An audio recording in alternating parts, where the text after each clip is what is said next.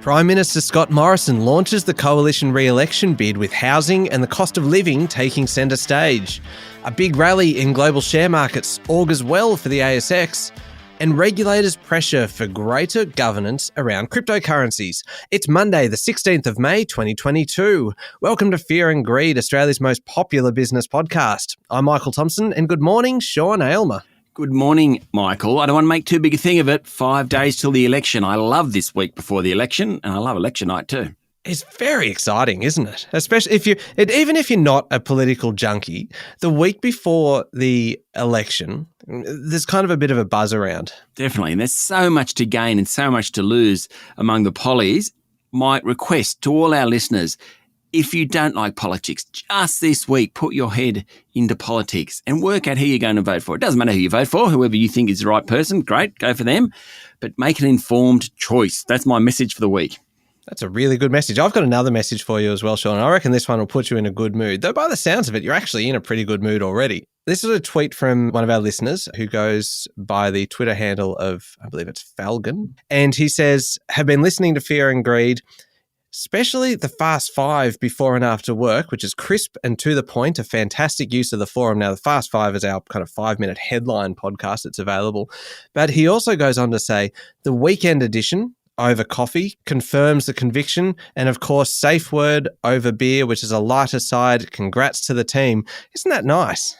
That's great. We need Felgen as a special guest or something, Corolla. Oh yeah. Or at the very least, if he just keeps tweeting about us, we will be fine. And that'll do. I've got one more little bit of good news for you.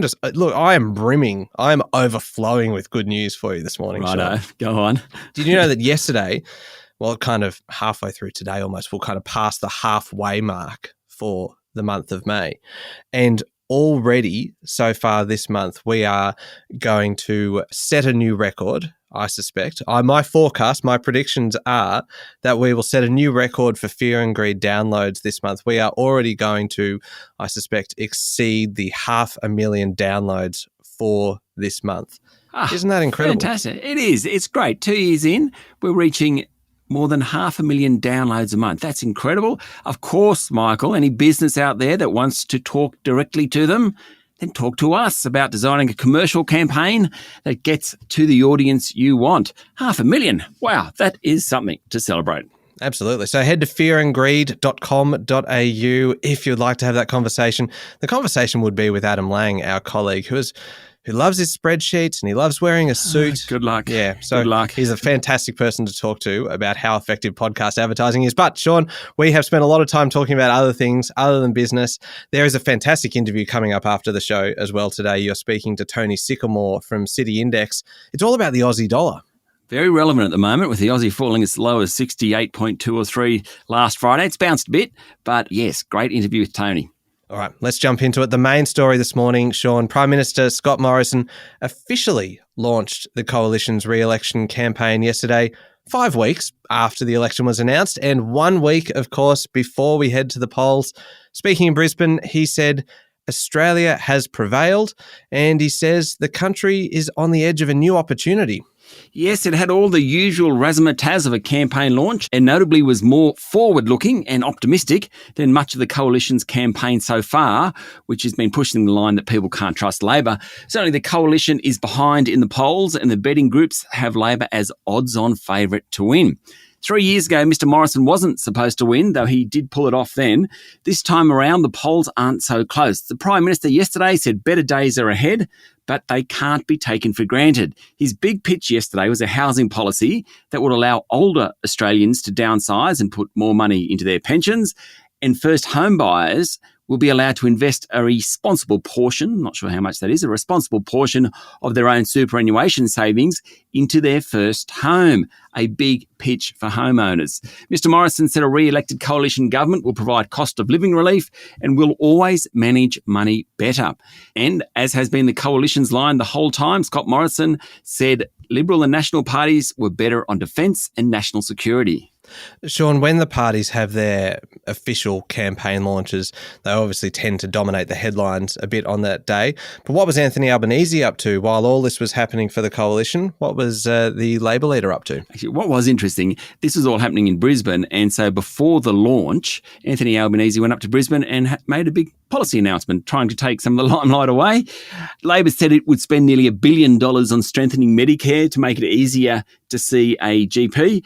He also said the best days were ahead. That sounded very much like Scott Morrison, didn't it?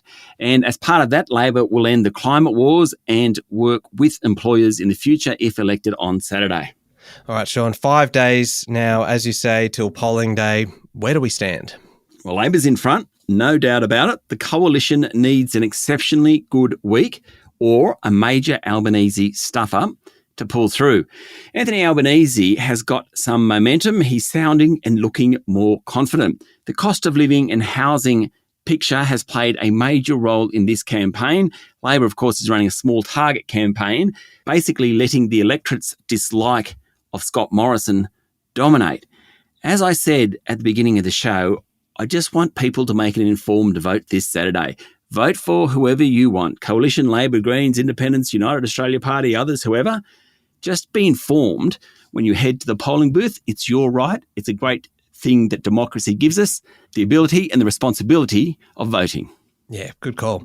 All right. Now, how about local financial markets, Sean? As you said, there was a bit of a recovery in the Aussie dollar over the weekend. Yes, it ended the weekend at about 69.4 US cents. Of course, last Friday it fell as low as 68.29 cents.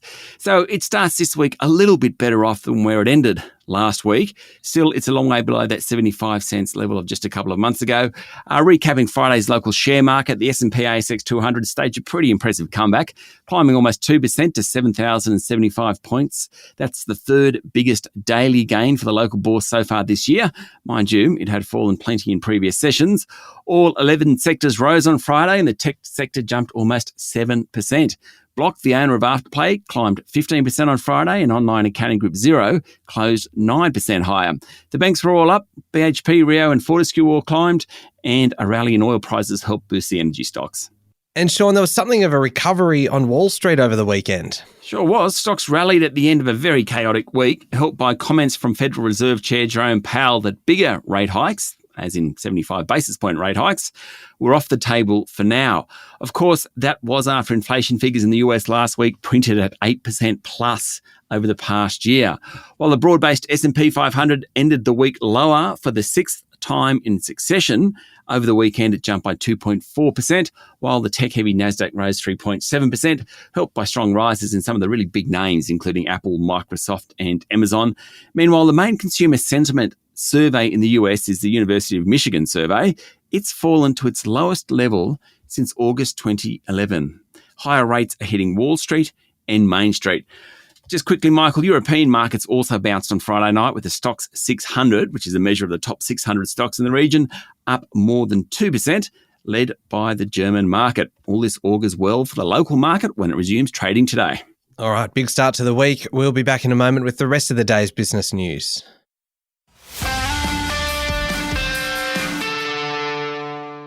Sean, the number 2 at the Reserve Bank, Michelle Bullock, has warned that financial regulators are on guard to protect the financial system from cryptocurrency risks. Yes, Ms. Bullock has suddenly become very interesting to us all because her boss, Philip Lowe, is due to step down in a little over 12 months and she's now the leading internal candidate. Anyway, speaking on Friday after a very volatile week in crypto land, Ms. Bullock said stable coins aren't so stable anymore and cryptos are causing all sorts of problems. Stable coins are supposed to create a digital currency with a value that mirrors fiat currency such as US dollar. Last week, the Terra USD stablecoin collapsed, triggering a broader panic and a wave of selling in crypto assets, including the big two, Bitcoin and Ethereum, and another stablecoin, Tether, failed to maintain its link to the US dollar. Digital currencies aren't quite big enough yet to cause broader financial stability issues, Ms. Bullock said, but they certainly need watching. And Sean, banking regulator Wayne Byers was also pushing for greater regulation of cryptos. Yes, Mr. Byers, who runs the Australian Prudential Regulation Authority, said that last week it demonstrated the need to regulate stablecoins. He said it wasn't easy for consumers to understand the risks they were taking when investing in stablecoins. Asset Commissioner Kathy Armour said the corporate regulator was watching the development of crypto consumer protections in the US, and Austrac CEO Nicole Rose has previously raised concerns about the use of cryptos for nefarious means. Michael, the drums are beating in crypto land. Sean, I love any day when you use the word nefarious in a Yes. podcast. I was writing the script and I saw nefarious and I thought, wow, you never get to use that word. I'm going to throw it in today. Oh, it's glorious. Great word. That's the word of the day. Word of the week. Hey, word of the week. Hey, yep. That's quite the title. It's a title we've never actually given out before, but it starts today. Yep, it certainly does. Sean, it was a busy weekend for auctions with listings up by a third. Yes, effectively it was the last week of autumn sales, given next week is a bit of a non-event with the election. The week after that is still autumn, but pretty much the selling season is over. There was a big jump in auctions in Sydney and the clearance rate was a bit higher at 61.1%. There were plenty of listings in Melbourne. The clearance rate there was 64%. All in all, the national clearance rate was 64.6%, which is actually the lowest so far this year. Sean, it feels like we have been talking for ages about really low airfares and how it was been a great time for people to go out and book flights because you'll never get a price as good as this again. It seems like airfares may have now bottomed out and prices could be on the way up. So you can't say we didn't warn you. That's right. That's exactly right. Look, the Bureau of Infrastructure and Transport Research Economic Statistics shows airfares have either stabilised or are on the rise, replicating trends in the US. The cheapest available Perth-Sydney flight is back above $500 after falling as low as $408 in April, just after the Western Australian border reopened, and as the major airlines look to stimulate demand during the school holidays. Cheap Melbourne-Sydney flights are now at $165, according to Financial Review, after reaching a low of $110 in January, and the lowest price for a Brisbane-Melbourne trip is now $228, up from the most recent low back in December of $133. Not such good news for people who like travelling. No, certainly not. Now, the clean out of the board of the Star, which we speculated on a week ago now, is happening with 3 directors set to leave in coming months. Yes, Sally Pitkin will leave next month. Gerard Bradley will leave in coming months, and Katie Lay said she'd also step down at some point. Didn't give her timing on that one. Late last week, some of the Star's directors appeared before the inquiry into whether the gaming giant is fit to hold a casino licence in New South Wales. Broadly, it was a mea culpa by the directors, I'd say. Now, the chair and acting CEO, John O'Neill, is due to give evidence this week, and he really is the one under most pressure, given the CEO, the CFO, several directors and a handful of managers have already resigned. Sean, you mentioned Sally Pitkin, one of the directors there. Now, she faced the inquiry on Friday. She was pretty frank with her assessment, wasn't she? Yes, she said the high roller VIP team's voice was the loudest in light of the competitive threat posed by Crown Resorts because it was opening its casino in Sydney Harbour. Compliance staff, quote, were either silent, ignored or complicit, end quote, and that senior leaders were blinded by their perceptions of Crown. She blamed senior executives who you would think of as being of good character but were, quote, indifferent to legal and ethical standards. Ouch. All right. Now, fund administrator Link is under takeover offer with a Canadian company offering $2.9 billion for the group. But even after a 9% jump on Friday, the value of the company is less than $2.3 billion. This is a weird story. Canadian group Dye & Durham offered $5.50 a share for Link last month. Then last week, Link's share price went from around $5 a share, which is reasonable given there's always a chance that the deal doesn't go ahead, to closer to $4 a share. There was no announcement, just a bunch of shareholders thinking the deal wouldn't get done. Dye & Durham came out on Thursday night last week and said they had the funding in place, so the deal would go ahead. But still, the share price is 20% below the bid price. It'll be a very interesting week for Link. It just seems like someone knows something that the rest of us don't know, or incredible mispricing. Yeah, fascinating story, that one. Moving on to overseas news now, Sean, and the G7 group of nations is urgently seeking new routes for the export of Ukrainian grain, really fearing a global hunger crisis. That's right. The German foreign minister representing the G7 group yesterday said about 25 million tonnes of grain is stuck in Ukrainian ports that are being blockaded by Russia. And that's triggering a hunger crisis. Wheat prices have risen sharply due to the war and also poor growing conditions in many nations. Over the weekend, India said it was banning wheat exports to ensure it can feed its own people. Michael, it's why Australian wheat farmers down the East Coast are having such a good time of it. Good growing conditions and high prices. Elon Musk, Sean, he tweeted over the weekend that his $44 billion takeover of Twitter is temporarily on hold. Yes, he's apparently waiting for further information on whether the social media giant's quarterly estimates of fake accounts are accurate. This deal is supposed to be agreed, so putting it on hold is really not an option under law. The announcement sent Twitter's share price down 10% over the weekend. Market analysts speculated that maybe Mr. Musk wants to pay a lower price, and that's what that's all about. We'll have to wait and see. And how about this one, Sean? I don't know really how to do this one sensitively, but we'll give it a crack. There's a British employment tribunal has found that calling a male colleague bald isn't harmless banter, but sexual harassment. Finally, some sense in the courts, coming from a bald man myself. Yes, the British tribunal rules that using the B word, we without hair don't like to say bald, we just say the B word. Anyway, the tribunal found that the B word could be inherently related to sex and amounts to a form of discrimination. It came after an electrician sued a family business that he had worked for on and off for about 24 years. A colleague called him fat and bald, amid other things which we won't go into, but called him fat and bald, so he sued. The result was that it was sexual harassment. I don't quite know whether it's much of a precedent, but we baldies are united in welcoming the decision.